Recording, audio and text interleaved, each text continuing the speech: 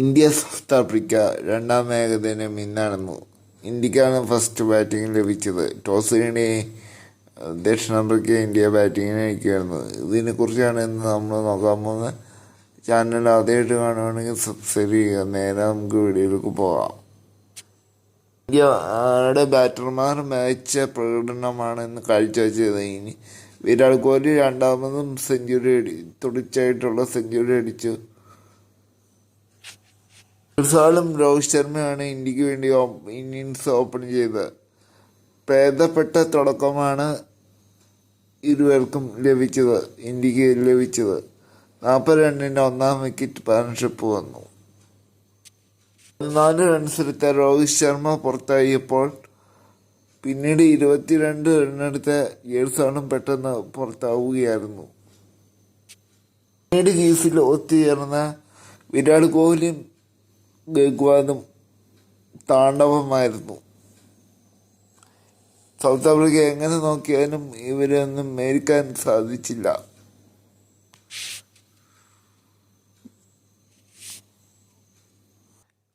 കോഹ്ലിയും ഗെയ്ക്വാദും അഴിഞ്ഞാടി. രണ്ടുപേരും ഇന്ന് ഇന്ത്യക്ക് വേണ്ടി സെഞ്ചുറി അടിച്ചായിരുന്നു. ഗെയ്ക്വാദിൻ്റെ ആദ്യത്തെ സെഞ്ചുറിയാണ്. കോഹ്ലിയുടെ 53ാമത്തെ സെഞ്ചുറിയാണ്. നമ്പർ ഗെയ്ക്വാദിൻ്റെ ഫത്തരമാണ്. കോഹ്ലിനെ ടീമിൽ നിന്ന് പുറത്താക്കാൻ BCCI നോക്കിയിട്ടും അപ്പോഴാണ് കോഹ്ലി മാച്ച് ഫോമിൽ ബാറ്റ് വീശുന്നത്. ഈ കോഹ്ലിനെ പുറത്താക്കാൻ അവർ സാധിക്കില്ല. സൗത്ത് ആഫ്രിക്കനെ കോഹ്ലിയും ഗെയ്ക്വാദും ചേർന്ന് പഞ്ഞിക്കിട്ടിട്ടുണ്ട്. പിന്നീട് രാഹുൽ വന്ന് അത് പൂർത്തിയാക്കുമായിരുന്നു. 60 റണ്ണെടുത്തു രാഹുൽ. ഇന്ത്യ അങ്ങനെ ആദ്യ ഇന്നിങ്സ് കളി അവസാനിച്ചപ്പോൾ 5 വിക്കറ്റിന് 358 എന്ന കൂറ്റൻ സ്കോറിൽ എത്തി. കോഹ്ലി അങ്ങനെ ഇന്ത്യൻ ടീമിൻ്റെ നാട്ടിൽ വീണ്ടും ആയി എന്ന് തന്നെ പറയേണ്ടി വരും. കോഹ്ലി ഇല്ലാത്ത ഒരു ഏകദിന ടീമിനെ സങ്കല്പിക്കാൻ പോലും ഇന്ത്യക്ക് ഇപ്പോഴത്തെ അവസ്ഥയിൽ സാധിക്കില്ല. പിന്നീട് സൗത്ത് ആഫ്രിക്ക സെക്കൻഡ് ബാറ്റിങ്ങിന് ഇറങ്ങി. സൗത്ത് ആഫ്രിക്കയുടെ തുടക്കം തന്നെ പാളി. ഡീകോക്കും മാക്രോമാണ് ഓപ്പണിംഗ് ഇറങ്ങിയത്. 8 റൺസെടുത്ത ഡീകോക്കിനെ അർഷദീപ് പറഞ്ഞു വിടുകയായിരുന്നു. ഡംബാവുമയും മാക്രോയും ക്രീസിൽ ഒന്നിച്ചപ്പോൾ സൗത്ത് ആഫ്രിക്ക അനായാസം വിജയത്തിലേക്ക് നിന്ന് തോന്നിയിരുന്നു. മാക്രോ ഇന്ന് സെഞ്ചുറി അടിച്ചിട്ടുണ്ടായിരുന്നു. ഉമ 46 റൺസെടുത്ത് റാണയ്ക്ക് ക്യാച്ച് നൽകി പോയി.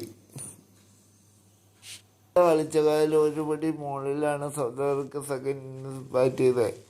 250 ആയപ്പോൾ 3 വിക്കറ്റ് മാത്രമാണ് സൗത്ത് ആഫ്രിക്കയ്ക്ക് നഷ്ടപ്പെട്ടുള്ളൂ. അത്ര മികച്ച പ്രകടനമാണ് സൗത്ത് ആഫ്രിക്ക ബാറ്റർമാർ കാഴ്ചവെച്ചത്. ഇന്ത്യ കളി കൈവിട്ടത് ഇന്ത്യയുടെ ബോളർ കാരണമാണ്. ആർക്കും തന്നെ സൗത്ത് ആഫ്രിക്കനെ പിടിച്ചു കെട്ടാൻ സാധിച്ചിരുന്നില്ല. പിന്നെ 2-3 ക്യാച്ചും ജെയ്സലിൻ്റെ ക്യാച്ച് വളരെ നിർണായകമായിരുന്നു. ആ ക്യാച്ച് ഡ്രോപ്പ് അത് തന്നെയാണ് കളിയുടെ വഴിത്തിരിവ്. മാക്രം 39 നിൽക്കുമ്പോഴായിരുന്നു ജെയ്സൽ ആ ക്യാച്ച് വിട്ടു കളഞ്ഞത്. പിന്നെ ജഡേജയുടെ ഭാഗത്തു നിന്ന് കുറേ മിസ് ഫീൽഡിങ്ങും വന്നു. ഇതൊക്കെയാണ് കളി തോക്കാനുള്ള മെയിൻ കാരണം. ഇത് തിരുത്തി 6-ാം തീയതിയിലെ 3ാം ഏകദിനത്തിൽ ഇന്ത്യ ശക്തമായി തിരിച്ചു വരുമെന്ന് നമുക്ക് പ്രതീക്ഷിക്കാം. അപ്പം നിങ്ങൾക്ക് ക്രിക്കറ്റ് വാർത്തകൾ കൂടുതൽ അറിയാൻ ഈ ചാനൽ സബ്സ്ക്രൈബ് ചെയ്യുക. മറ്റൊരു വീഡിയോ ആയിട്ട് വീണ്ടും കാണാം.